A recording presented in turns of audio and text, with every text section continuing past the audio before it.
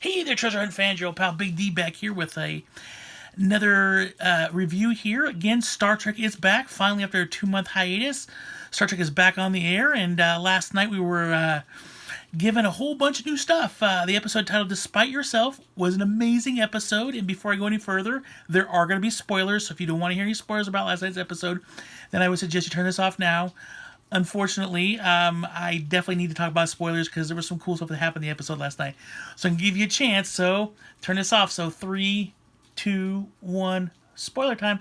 So, Mirror Universe. Hot dang. I can't believe we are back in the Mirror Universe.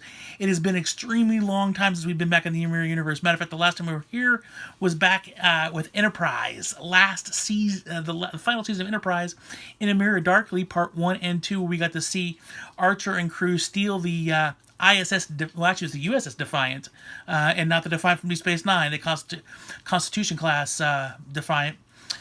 And so it's been a long time since we've been in the Mirror Universe, and now we're officially back in the Mirror Universe, and I am stoked. It was awesome to see this. The fact that they realized they're in the Mirror Universe and they changed their whole ship to look like the ISS Discovery instead of the USS Discovery, because they've got to, they've got to go incognito here for a while because they're in a different alternate universe. The fact that what we see in the episode is once they realize that they're in the Mirror Universe, they capture from a down Klingon ship, they data core. They get their data core and they bring it back and they start learning about this universe. And they realize that the Discovery is not captained by Lorca. Lorca is a fugitive, and the ship is actually commanded by Cadet Tilly. So it's actually Captain Tilly now because she's the captain of the ship. That is a weird thing to happen, but straight up.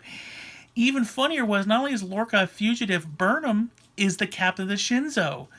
So it was really cool in the episode once they started realizing what's going on and they realized that they're going to have to live here for a while and they can figure out a way back. They figured they need to get some more information, so they actually went over to, they called the Shinzo and had it arrive, and they said, hey, look, Burnham's still alive. Because apparently in the alternate universe, Burnham was killed by, I believe it was Lorca. So Burnham's alive again, and so she took command of the Shinzo, which was awesome, because I think part of the whole thing was she's always wanted to be a captain. I think secretly back in the back of her head, she's always wanted to be captain, so this gave her the opportunity to be captain, and she actually was quite ruthless. She actually it took out another crew member who was trying to take over command, because in the whole Mirror Universe, the way you advance in rank is by taking out the person who's above you. So somebody tried to take her out, didn't happen very good, not very much. We got to see the agonizing booths again, in which Lorca was put into one, which was awesome. Last time we saw one of those agonizing booths was, at least this way, was Chekhov being placed one in Mirror Mirror. So that was really cool. And it was just a really neat episode to see they're back in not in the Mirror Universe, but it looks like they're going to be here for a while. Stamets, of course, he's still not quite in his right mind, although he can sense things, understand things. Still, he's kind of out there, so he's not quite who he used to be. He's still kind of, still struggling. Meanwhile, was it Lieutenant Tyler, who's still suffering from PTSD, which I'm not quite sure is PTSD anymore.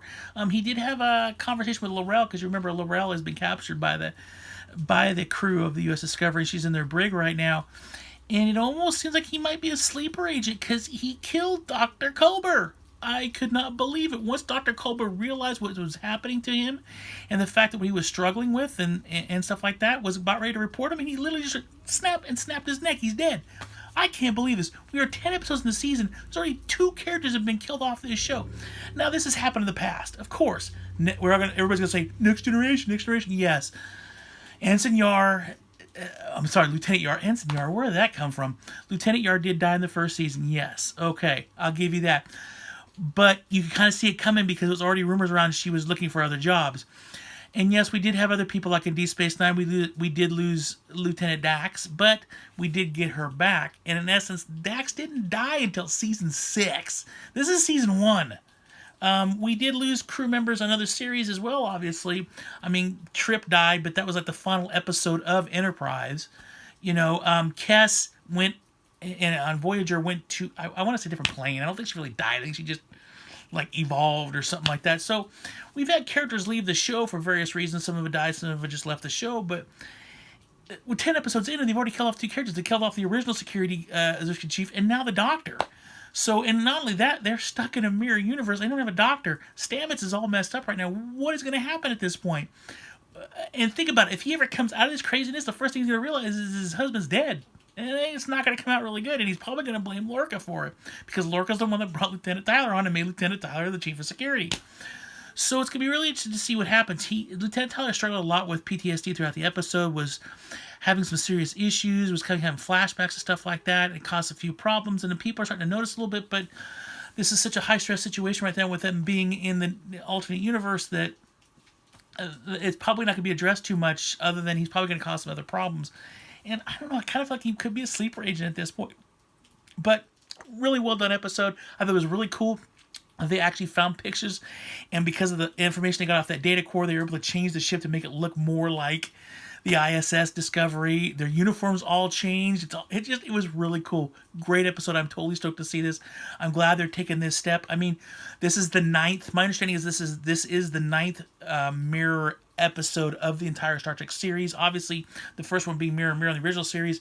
And then Deep Space Nine had 5 episodes. There was the crossovers one, then Through the Looking Glass, and then Shattered Mirror, then Resurrection, and then Emperor's New Cloak were all the ones in DS9. And then there, of course, was the 2 Enterprise episodes, In a Mirror Darkly 1 and 2.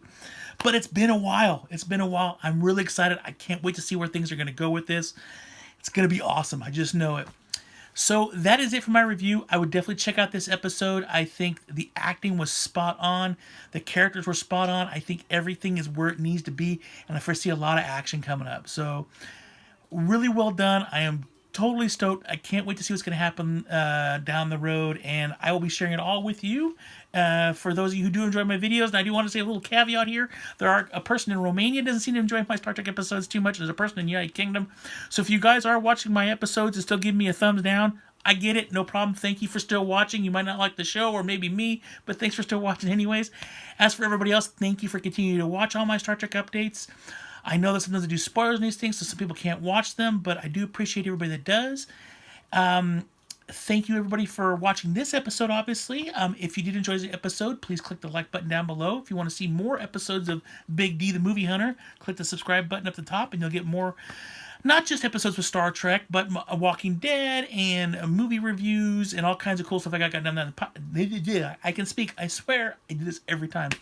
But be on the lookout for more fun and exciting videos. Yes, exciting videos from old Big D here. Until then, everybody take care. Thank you for watching, and remember always, live long and prosper.